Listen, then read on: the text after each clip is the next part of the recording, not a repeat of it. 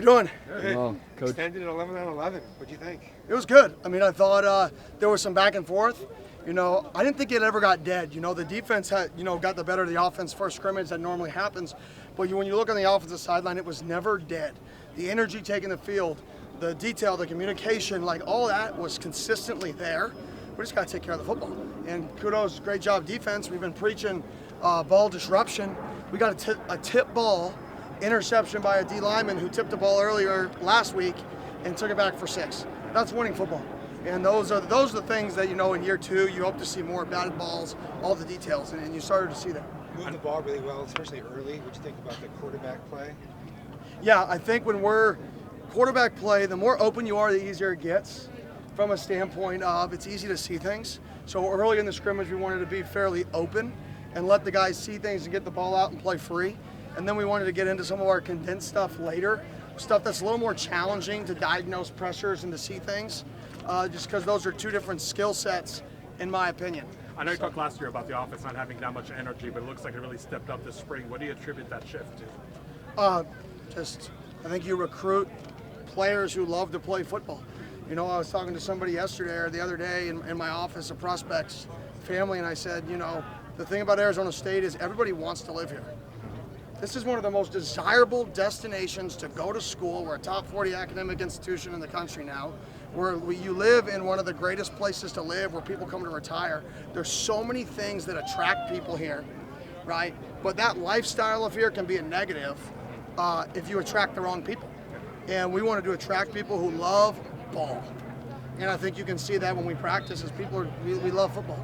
And the battle between obviously offense, defense, but the receivers in the secondary, what have you seen from both of those groups? Because it just looks like the secondary is on a whole new level. Back and forth.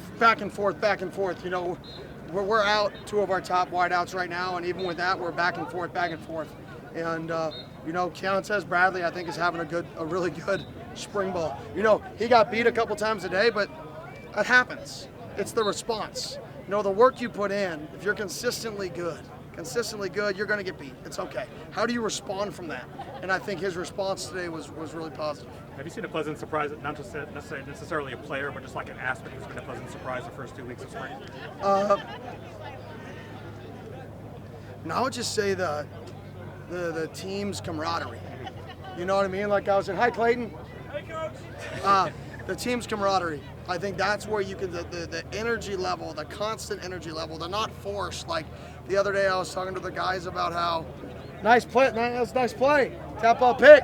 We talked to the guys about how the defense was down the other day in practice, and then we started doing a rah-rah, and it's like, no, rah-rah doesn't get it right. Yeah. It's get refocused.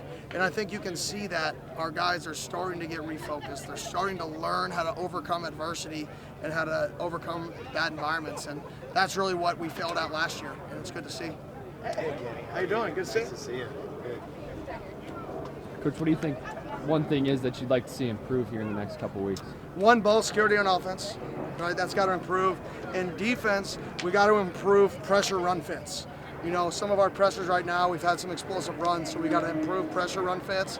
And then on offense, we got to take care of the ball better.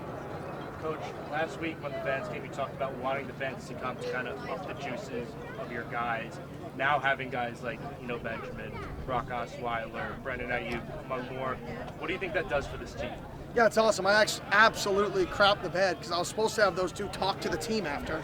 And I had something else in my mind and I forgot to have those 2 talk to the team. So apologies to those guys. But having those guys out here back around, it just shows where do they want to be.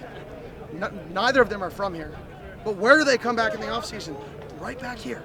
And that's what makes this place a little bit different than most schools throughout the country. Is this is a destination location. And we're going to win here. And when we do win here, people are going to want to live in a destination location with a top 40 university. And we're just on our way there.